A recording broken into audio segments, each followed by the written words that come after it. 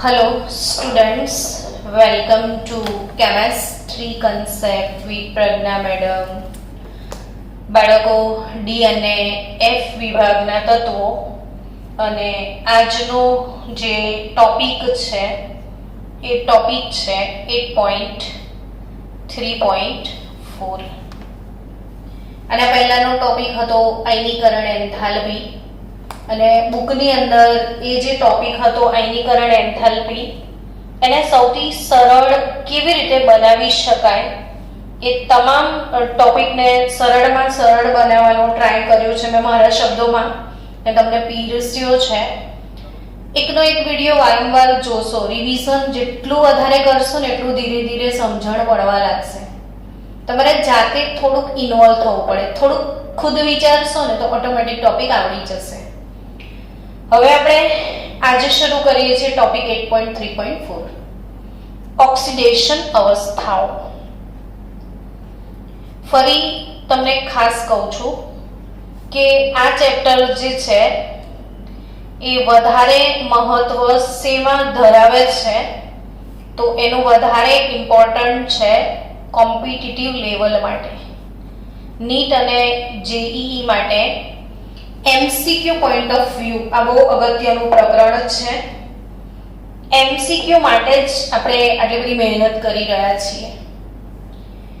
ધોરણ 12 અને 11 બંનેમાં ભેગું થઈને આપણને બ્લોક કેમેસ્ટ્રી એક આખો અલાયદો પાર્ટ આવે છે જેમાં એસ વિભાગ, પી વિભાગ, ડી વિભાગ અને એફ વિભાગ, એસપીડીએફ બ્લોક.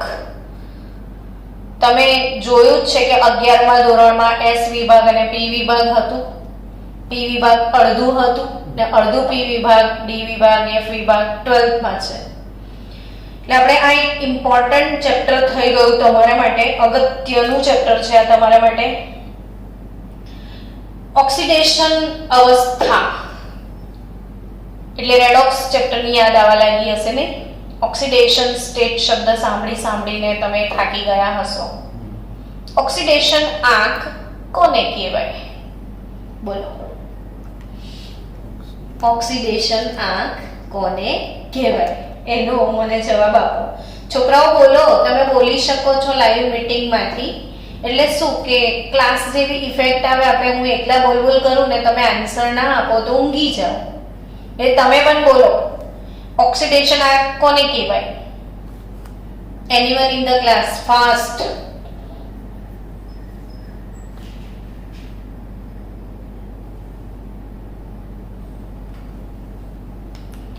જલ્દી આન્સર આપો, જલ્દી.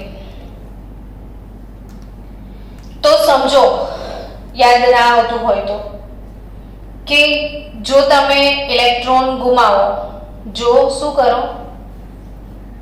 ઇલેક્ટ્રોનને ગુમાવો તો કયો વીજભાર મળે? તો ધન વીજભાર આવે ને.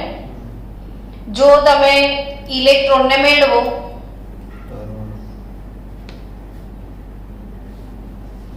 તો કયો વીજભાર તમે પ્રાપ્ત કરો છો? ઋણ વીજભાર. એટલે ઓક્સિડેશન આંક શું હોય તો કે કાં તો ઇલેક્ટ્રોન ગુમાવીને અથવા ઇલેક્ટ્રોન મેળવીને અથવા ત્રીજો ઓપ્શન છે ઇલેક્ટ્રોનની ભાગીદારી કરીને.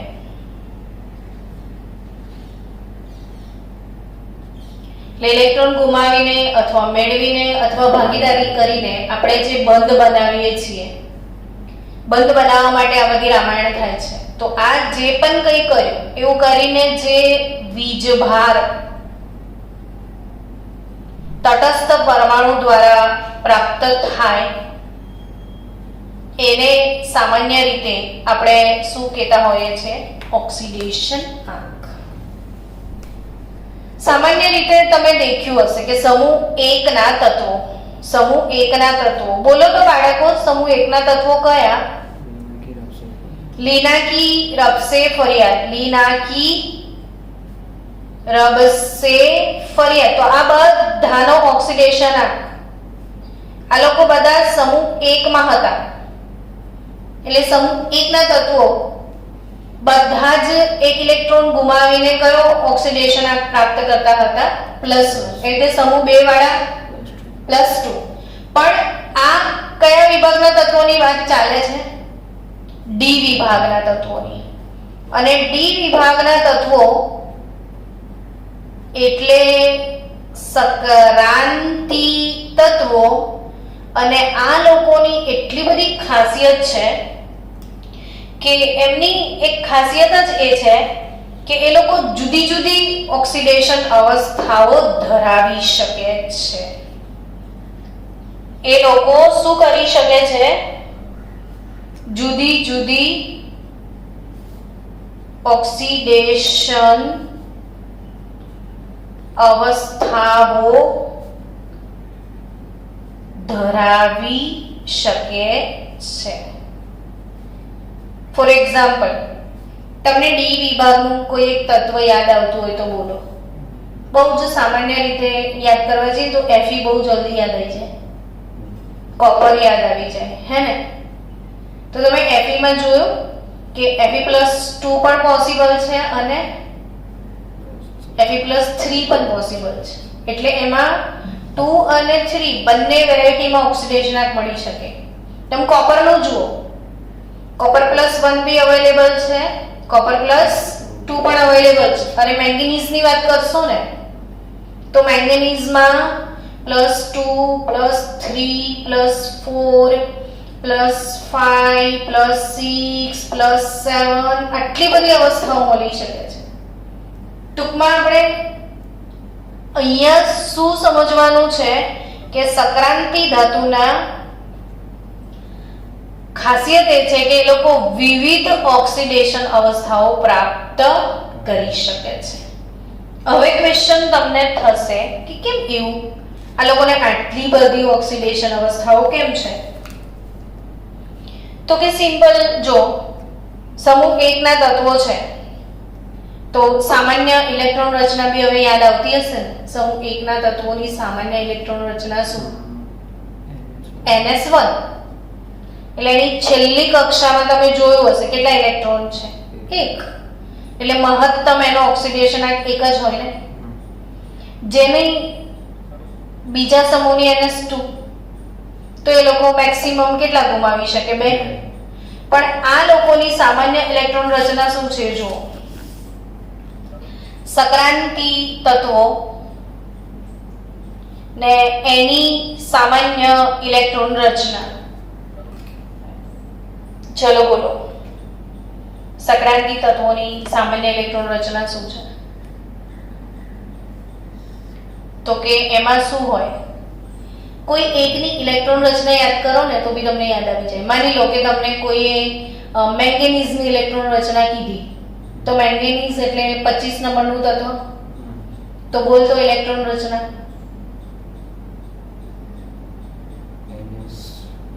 આર્ગન 21 થી 30 ની ઇલેક્ટ્રોન રચના મોડે કરો એવું હું કેટલી બધી વાર કહું છું. તો 21 થી 30 25 નંબર હોય તો 3d5, 26 નંબર હોય તો 3d6, 27 નંબર હોય તો 3d7. કહું છું ને હું વારે વાર. તો મેંગેનીઝનો નંબર 25 છે તો 3d5 4s2. એટલે હું એ કહું છું કે મેંગેનીઝને લખી દો કે કોઈ બી ને એક લખી દો તો 3d5 4s2. ને આર્ગન તો ખરું જ આગળ, એટલે ઊંડા વાયુ તો આવે. અને એની સામાન્ય ઇલેક્ટ્રોન રચના ડેવલપ કરવી છે તો S અને D આવે તો NS2 એવું લખાય. અને S પછી D છે ને અંદર, તો આ 4 છે તો આ 3 છે તો N-1D આવું લખાય કે નહીં? એટલે D વિભાગના તત્વોની સામાન્ય ઇલેક્ટ્રોન રચના શું? તો NS2 N-1D 1 2 10. કેમ કે આપણે બધી જ સક્રાંતિ શ્રેણીનું વિચારવાનું ને. પહેલી સક્રાંતિ શ્રેણી, બીજી, ત્રીજી બધાની સામાન્ય ઇલેક્ટ્રોન રચના આ હશે. NS માં કેવું કે ક્યારેક 1 ક્યારેક 2 ને આ 1 2 10. એટલે તમે ઓબ્વિયસલી સમજી ગયા કે આમાં ns કક્ષક અને એની જોડે n-1 d કક્ષક છે ને આ બંને કક્ષકોની જે ઊર્જા છે એ ઊર્જામાં ખાસ તફાવત હોતો નથી. બંને કક્ષકોની ઊર્જામાં ખાસ તફાવત નથી હોતો, લગભગ સમાન ઊર્જા છે. એટલે બાળકો આમાં ns કક્ષકમાં ns એમાં કેટલા ઇલેક્ટ્રોન છે? 2. ને n-1 d એમાં કેટલા છે? 1 થી 10 સુધી છે. એટલે આ લોકો કેટલા ઇલેક્ટ્રોન ગુમાવી શકે? તો કે s ની અંદર 2 હોય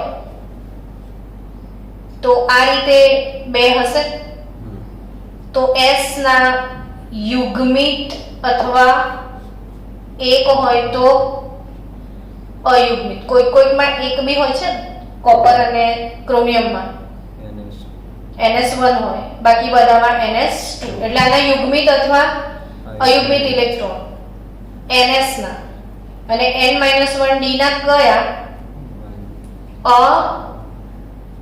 અયુગ્મિત ઇલેક્ટ્રોન. આના યુગ્મિત અથવા અયુગ્મિત ને આના કયા? અયુગ્મિત. ને આ કુલ ઇલેક્ટ્રોન ભેગા મળી ને એ લોકો બંધ બનાવી શકે છે. એટલે આ લોકોના ઓક્સિડેશન 2 થી લઈને 7 સુધી અવેલેબલ છે. 1 બી અવેલેબલ છે કોપરમાં. એટલે કેટલા બધા ગુમાવી શકાય એ ધીરે ધીરે સમજીએ. હવે બધાનો ઓક્સિડેશન તમારી ટેક્સ્ટબુકમાં પ્રથમ સંક્રાંતિ શ્રેણી અને એના ઓક્સિડેશન આંકની ચર્ચા કરી છે. હવે આપણે પ્રથમ સંક્રાંતિ શ્રેણી એટલે કઈ શ્રેણી? તો કે શક્તિ ના VCR પર મને ફેંકો નિકુંજ દેખાશે. શક્તિના હા. હવે આ લોકો પાસે ડી કક્ષક હોવાથી ડી માં બહુ બધા ઇલેક્ટ્રોન હોવાના લીધે ઓક્સિડેશન આંકમાં ફૂલ વેરાયટી જોવા મળે છે. તમારા પાસે અત્યારે ફૂલ સમય છે, બાળકો આ સમયનો સદુપયોગ કરજો. સરસ નોટ્સ બનાવજો ને કલરફુલ પેનથી જેમ હું લખું છું એમ નોટમાં તમે બી કલરફુલ પેનથી લખજો ને એવું સુંદર હોમવર્ક મને મોકલજો. આપણે સ્કેન્ડિયમની વાત કરીએ તો સ્કેન્ડિયમ એટલે રુદ્ર કયો નંબર બોલ ચલાવે? 21 નંબર. તો એની ઇલેક્ટ્રોન રચના આર્ગન પછી શું હોય? 3d1 4s2. બરાબર. એટલે તું સમજી ગયો કે 4s ના 2 ઇલેક્ટ્રોન ને d નો 1 તો 2 + 1 કેટલા? 3. એટલે સ્કેન્ડિયમ જે છે એનો ઓક્સિડેશન આંક કેટલો જોવા મળે છે? +3. સમજી ગયો? ચલો હવે કોનો ટર્ન આવ્યો? ટિટેનિયમ. ટિટેનિયમની ઓક્સિડેશન અવસ્થા એટલે Z બરાબર 22 number, argon 3d2 4s1 sorry 4s2. એટલે છેલ્લી કક્ષામાં 2 + 2 કેટલા છે? 4. એટલે ટિટેનિયમ પહેલા 4s ના 2 ગુમાવશે તો +2 ઓક્સિડેશન આંક પણ એનો હોઈ શકે. પછી d નો 1 જશે +3 અને d ના 2 જાય તો +4. એટલે ટિટેનિયમને કેટલી પ્રકારના ઓક્સિડેશન આંક હોઈ શકે? +2 +3 +4. કઈ રીતે? 4s ના 2 ગુમાવે તો +2. 4s માં કેવું છે કે તમે 1 ગુમાવો ને એટલે બીજો તરત જતો જ રહેશે, જલ્દી જતા રહેશે. એટલે s માં જનરલી એક સાથે 2 ઇલેક્ટ્રોન ગુમાવી શકાય. તો આ 4s ના 2 ગયા પછી d2 છે ને તો એક ગુમાવે તો +3 ને બંને ગુમાવી દે તો +4. હવે જે મેં પિંક કલરથી લખું છું એ સ્થાયી ઓક્સિડેશન સૌથી વધારે જોવા મળે. તો સ્કેન્ડિયમના તમે જેટલા પણ સંયોજનો દેખશો એમાં એનો ઓક્સિડેશન શું જોવા મળે છે? +3. એટલે એનો કયો ઓક્સિડેશન કહેવાય? સ્થાયી. ટિટેનિયમ ને 2 હોય 3 હોય પણ એને ગમે છે શું વધારે? 4. એવી જ રીતે વેનેડિયમ ની વાત કરીએ. કેમ વધારે 4 ગમે? સમજો કે આ 4 જતા ને તો એ નિષ્ક્રિય વાયુ આર્ગન જેવું બંધારણ ધરાવે ને એમ પણ બધાને શું બનવું છે? નિષ્ક્રિય વાયુ બનવું છે. ઓકે, વેનેડિયમ ની વાત કરીએ તો વેનેડિયમ +2 +3 +4 અને એનો સ્થાયી ઓક્સિડેશન +5. આ પૂછશે કોનો કયો સ્થાયી એમ? 2 3 4 અને 5. તો ક્રોમિયમ નો શું હશે વિચારીને કહો? +2 +3 +4 +5 ને +6 અને +3. તો ક્રોમિયમમાં 2 ઓક્સિડેશન વધુ પડતા જોવા મળે છે. સ્થાયી આનામાં 2 છે. Cr3 બી સ્થાયી છે અને Cr6 પણ સ્થાયી છે ક્રોમિયમમાં. મેંગેનીઝમાં શું છે જુઓ તો કે મેંગેનીઝ તો જલસા. આપણે મેંગેનીઝ માટે ઇલેક્ટ્રોન રચના લખીએ એટલે તમને આઈડિયા આવશે. ચલો મેંગેનીઝની ઇલેક્ટ્રોન રચના બોલો. Z બરાબર 25 નંબર છે. 3D 1 2 3 4 5 ને 4s 2.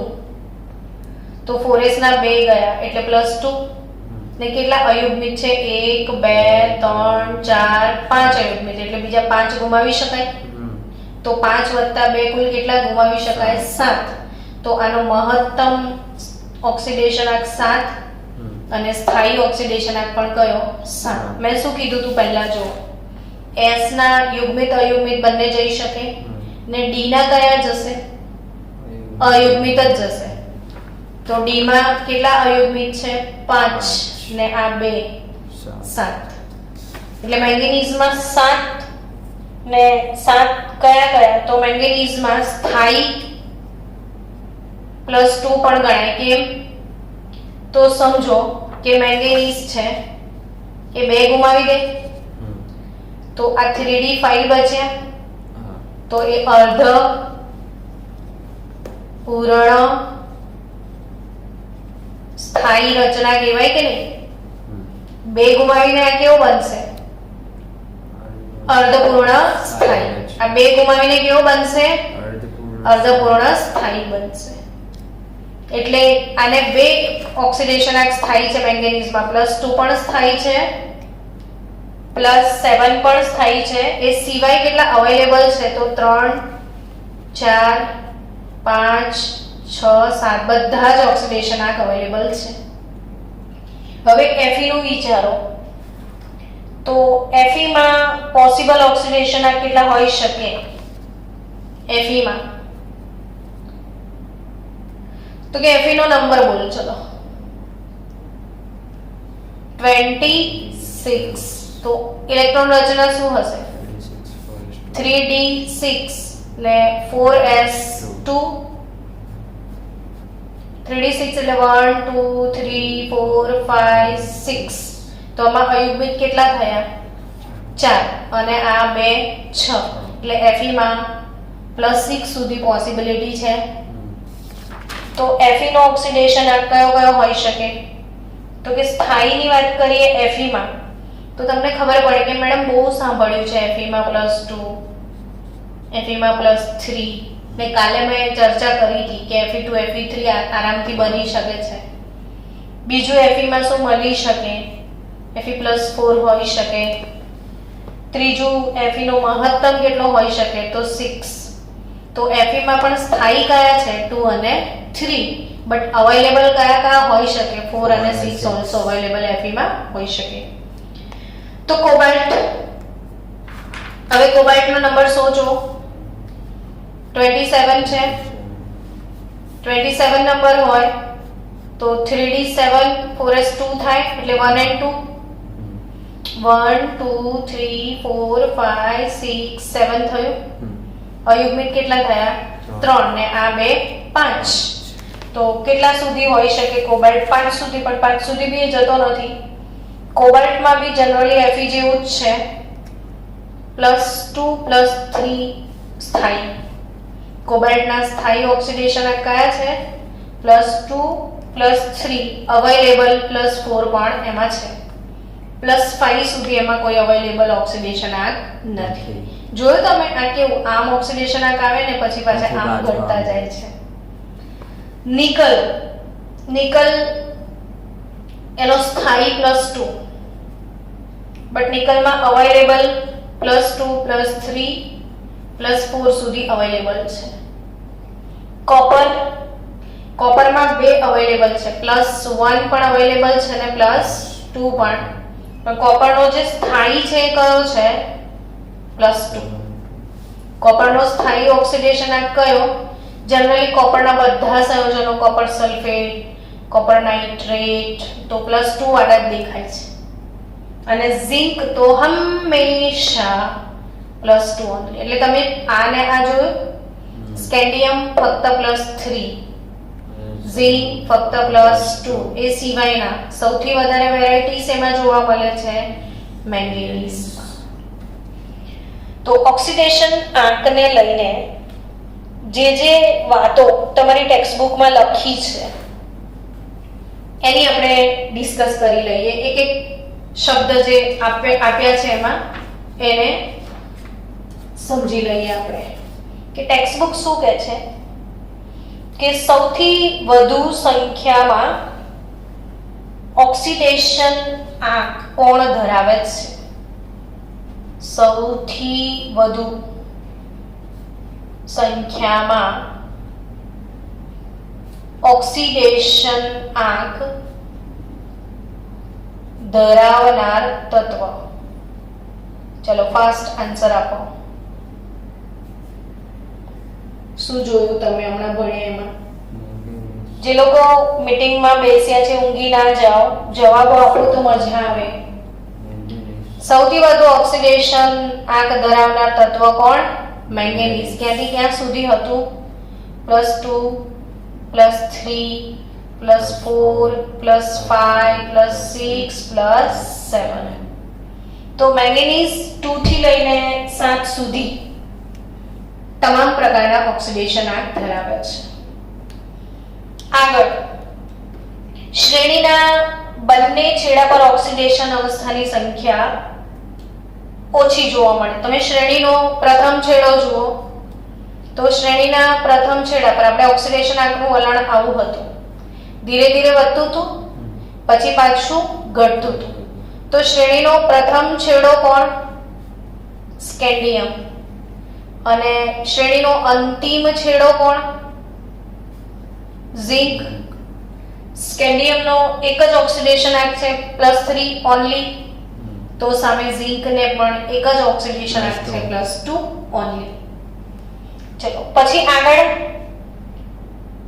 તો કે કેમ એવું છે? તો કે સ્કેન્ડિયમ પાસે ગુમાવવા માટે ઇલેક્ટ્રોન જ ઓછા છે, એના માટે ગુમાવવા માટે ઇલેક્ટ્રોન ઓછા છે. ને આને પણ એવું છે, છેલ્લા છેડા પર 3d10 એટલે પૂર્ણ સ્થાયી ઇલેક્ટ્રોન રચના છે, એટલે ગુમાવવા માટે ફક્ત 2 જ ઇલેક્ટ્રોન છે. પછી શું ડિસ્કસ કરી છે કે જે લોકો +2 +3 +4 +5 વધુ ઓક્સિડેશન આંક ધરાવે છે એનું કારણ શું?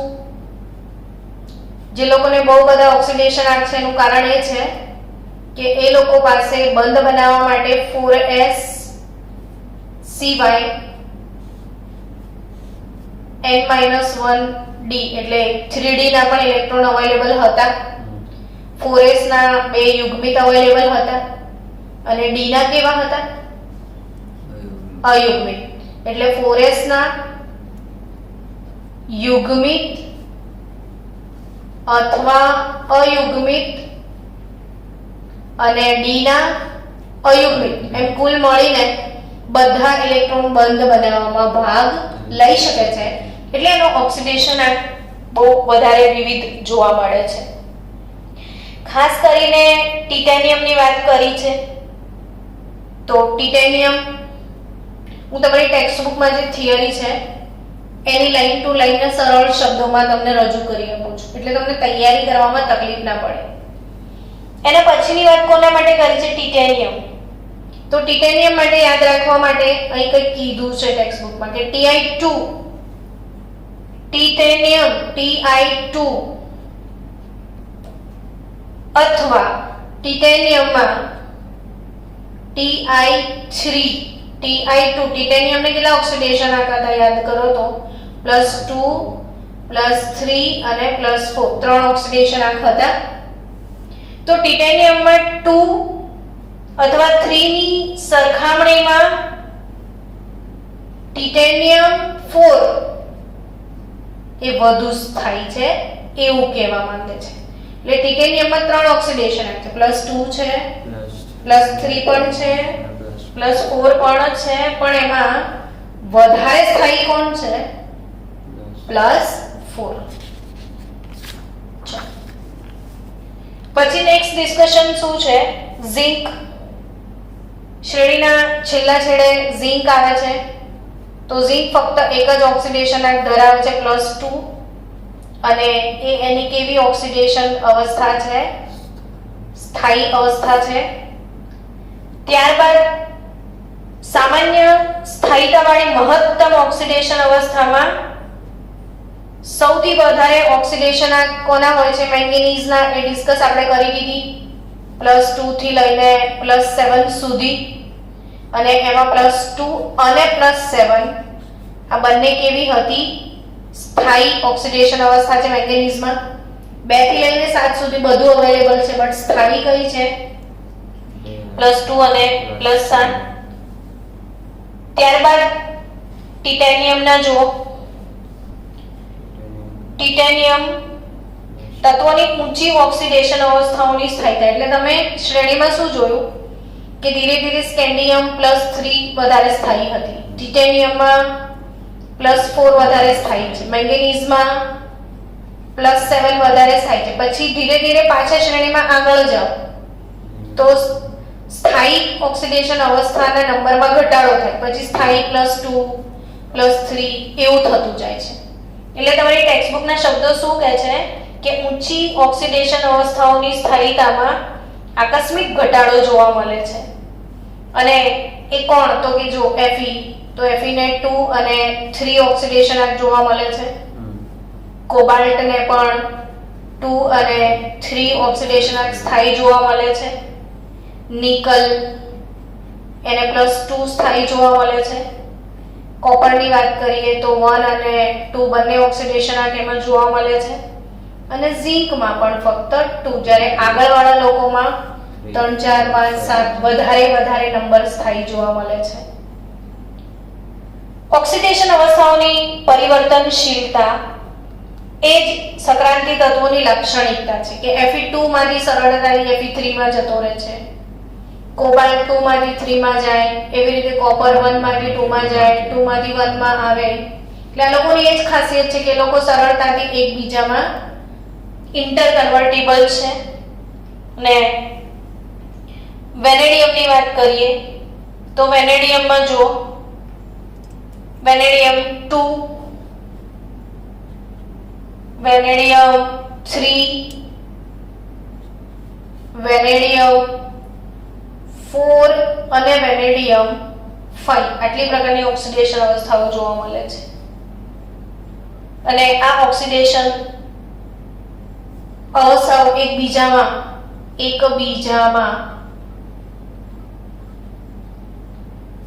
સરળતાથી રૂપાંતરિત થઈ શકે છે. Fe2 આરામથી શેમાં જઈ શકે છે? Fe3 માં. Fe3 શેમાં આવી શકે છે? Fe2 માં. એટલે એ લોકો એકબીજામાં ઇન્ટરકન્વર્ટિબલ છે.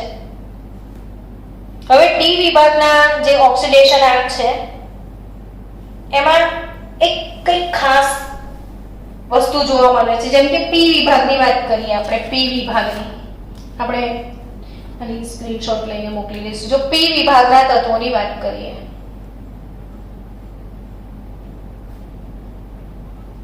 તો કયાથી કયા સમૂહ? રુદ્ર, પી વિભાગ એટલે કયોથી કયો સમૂહ? તો સમૂહ 13, 14, 15, 16, 17, 18. હવે સમૂહ 13 ની મહત્તમ ઓક્સિડેશન આર્ક +3 હતો.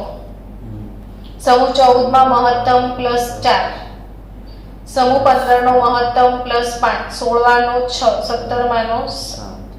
પણ એવું એક વસ્તુ શીખાયું કે જેમ જેમ સમૂહમાં તમે ઉપરથી નીચે જાઓ છો ને તો બધામાંથી -2 કરી દેવાના, એવું શીખાડેલું છે. તમને શીખાયેલું છે આ નિષ્ક્રિય યુગ્મ અસરના કારણે. એટલે નીચે આવો તો પ્લસ ઉપરવાળા તત્વોમાં +3 વધારે થાય ને નીચે વાળામાં કોણ વધારે થાય? +1. એમાં સમૂહ 14 માં નીચેવાળામાં થાય +2, સમૂહ 15 માં નીચેવાળામાં થાય +3, સમૂહ 16 માં થાય +4, 7 માં +5. અર્થાત કે પી વિભાગમાં કેવું હતું કે કોઈ પણ સમૂહમાં તમે ઉપરથી કઈ તરફ આવો? નીચે તરફ આવો તો ઓછો ઓક્સિડેશન આંક વધુ સ્થાયી ગણાતો હતો. કોઈ પણ સમૂહમાં ક્યાંથી ક્યાં આવો? ઉપરથી નીચે, તો ઓછો ઓક્સિડેશન આંક વધુ સ્થાયી ગણાય. જ્યારે અચ્છા એનું કારણ શું હતું? તો એનું કારણ કઈ અસર? નિષ્ક્રિય યુગ્મ અસર. નિષ્ક્રિય યુગ્મ કોણ? તો કે આ લોકોની ઇલેક્ટ્રોન રચના શું હતી? NH2NP1. અને આ S માં જે 2 ઇલેક્ટ્રોનનો યુગ્મ હતો એ નિષ્ક્રિય થઈ જાય નીચે આવતા. ખાલી P ના જ ઇલેક્ટ્રોન જાય. એટલે કઈ અસર કહેવાય?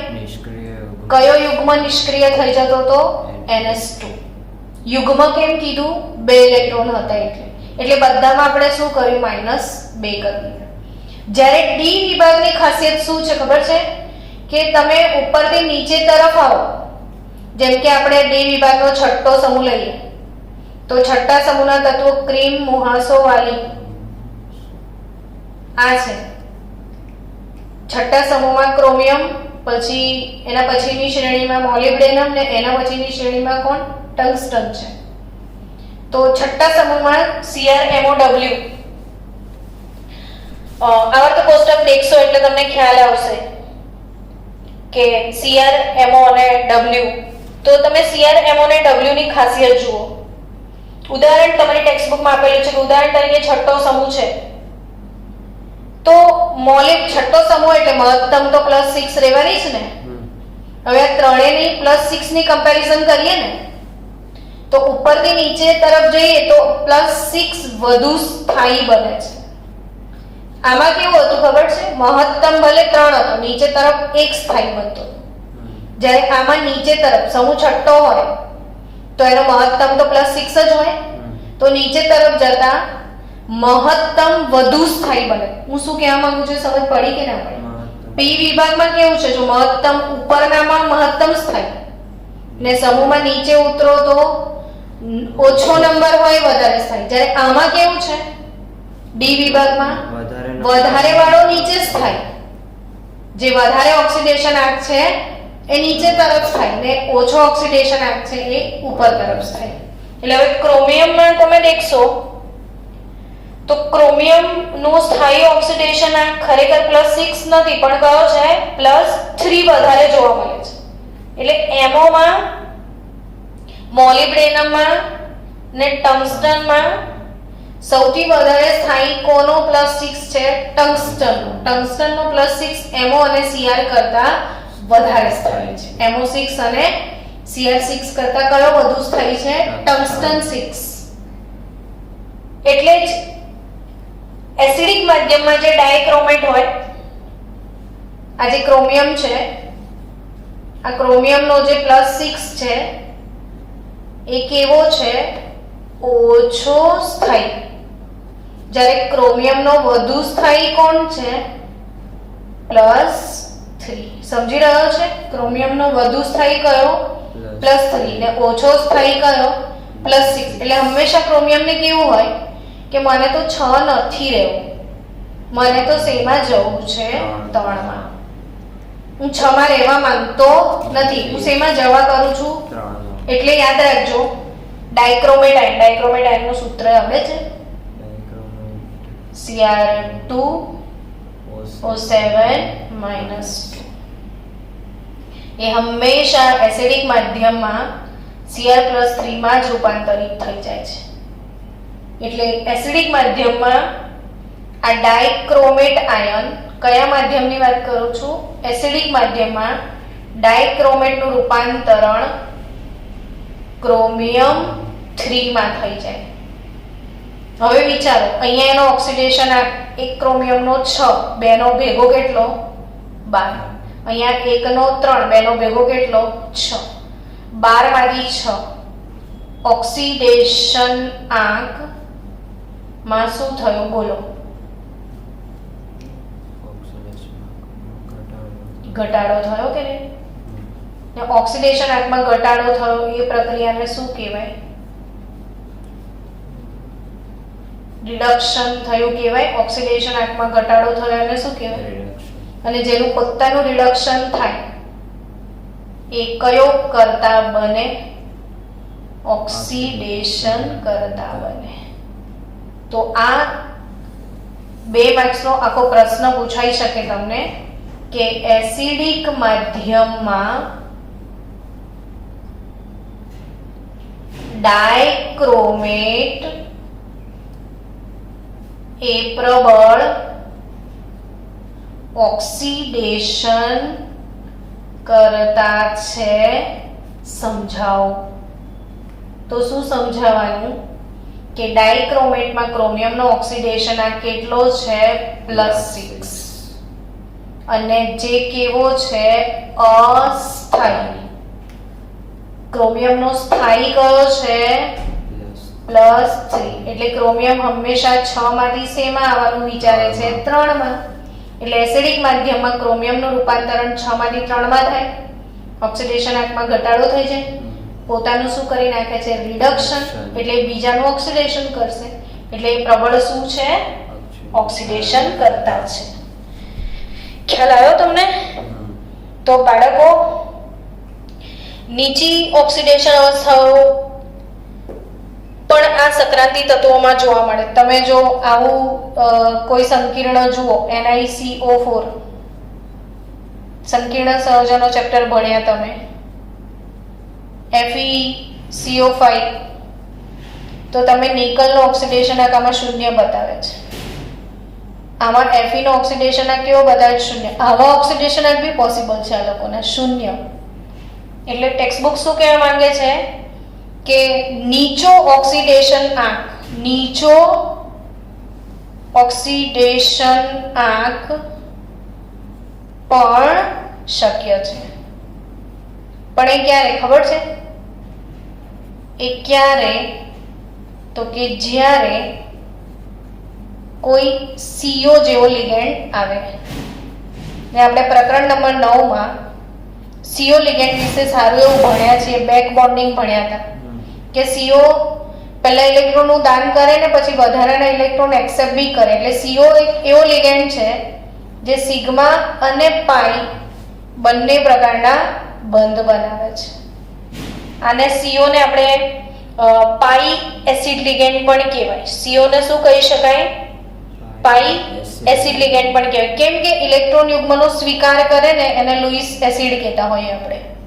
એટલે આ પાઈ એસિડ લિગેન્ડ હોય જે પણ, એ પાઈ એસિડ લિગેન્ડ એ શૂન્ય ઓક્સિડેશન આંકવાળા સંયોજનો પણ બનાવી શકે છે.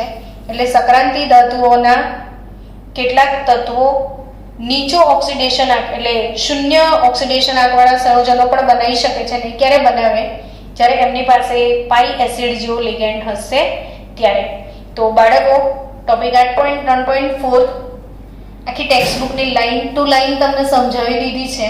મળીએ આપણે નેક્સ્ટ લેક્ચરમાં